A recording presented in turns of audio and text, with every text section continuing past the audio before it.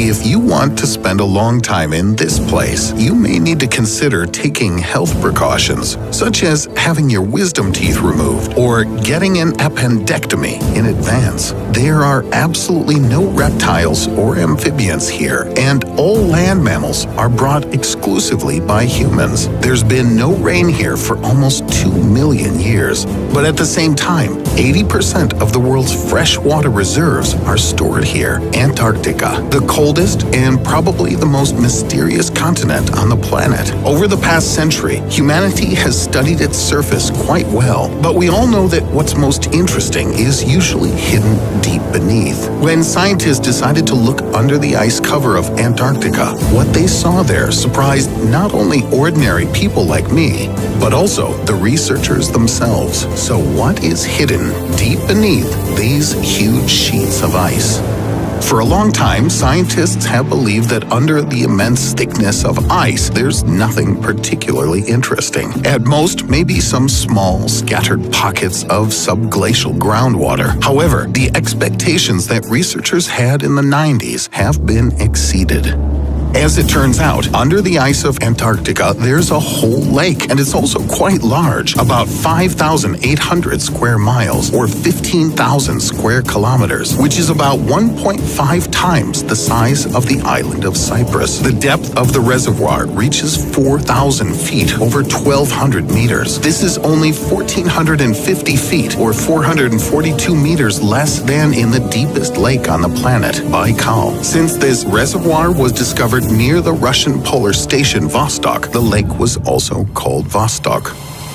This giant pond is hidden under a huge layer of ice with a thickness of 11,886 feet, or 3,623 meters. For this reason, the researchers did not expect to find even the smallest signs of life in such harsh conditions. After all, the temperature near the lake reaches minus 128.2 degrees Fahrenheit. That's minus 89 Celsius. The ice pressure exceeds the pressure of the icy crust of the moons of Jupiter, and sunlight never breaks through to the surface of the lake. In addition, the concentration of nitrogen and oxygen is 50 times higher than in ordinary freshwater lakes. Few organisms living on planet Earth can survive in such an adverse environment.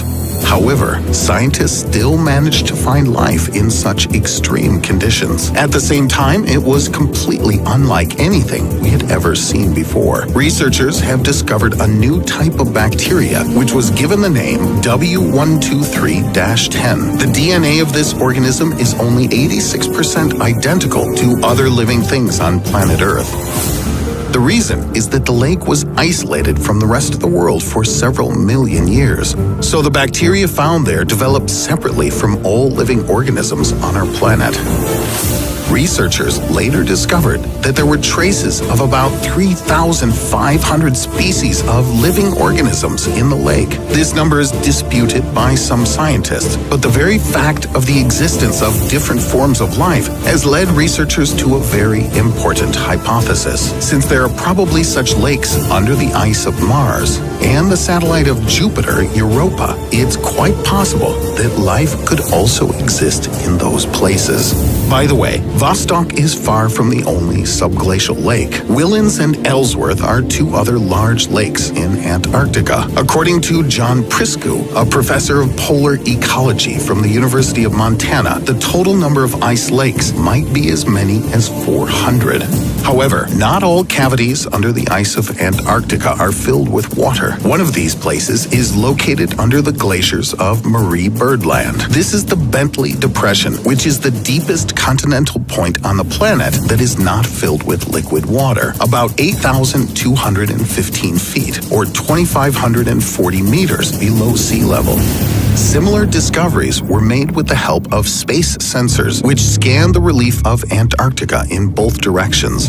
As it turned out, the ice is distributed very unevenly. The ice of eastern Antarctica is slightly thicker, from 25 to 30 miles, or 40 to 48 kilometers, and in the western part of the continent, the ice thickens to between 12 and 22 miles, or 19 and 35 kilometers. Such heterogeneity is due to the fact fact that under the ice of eastern Antarctica, a whole cemetery is hiding, consisting of the remains of the ancient supercontinent of Gondwana. Scientists call these remains cratons, which are the stable rocky cores of the continents that survived hundreds of millions of years of destructive tectonic activity of the Earth. There are at least 3 such cratons in East Antarctica. One of them is very similar to the rocks of Australia, the second to India, and the third to the seabed. Perhaps these fragments came together 1 billion years ago when the supercontinent Rodinia formed,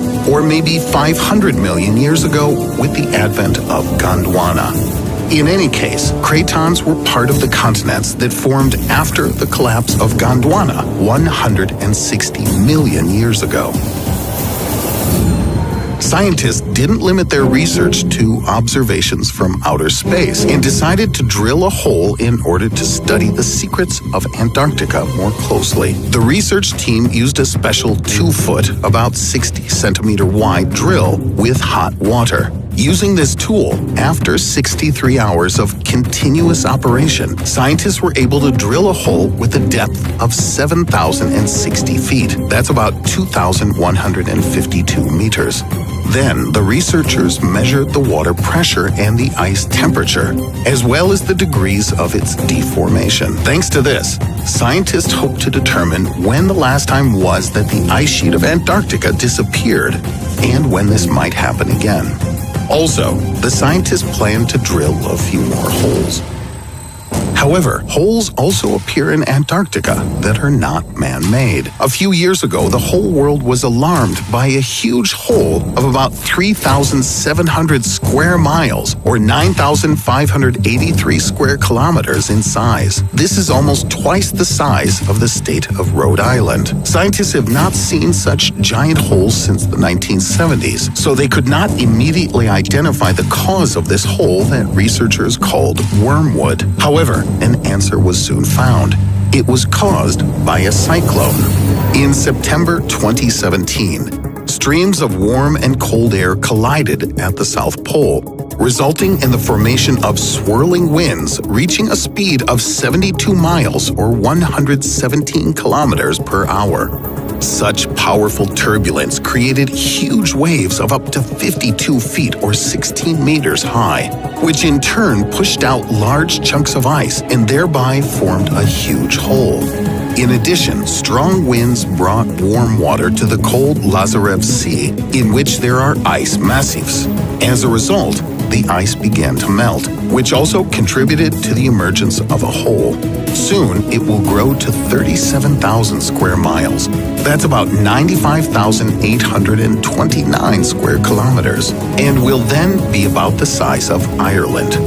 Torgay Martin, a meteorologist and climate modeler at the Helmholtz Center for Ocean Research in Kiel, Germany, believes that the number of cyclones that trigger these holes will only increase in the future. At the same time, given climate change, refreezing of holes will be much slower, so the ice melt in Antarctica will accelerate.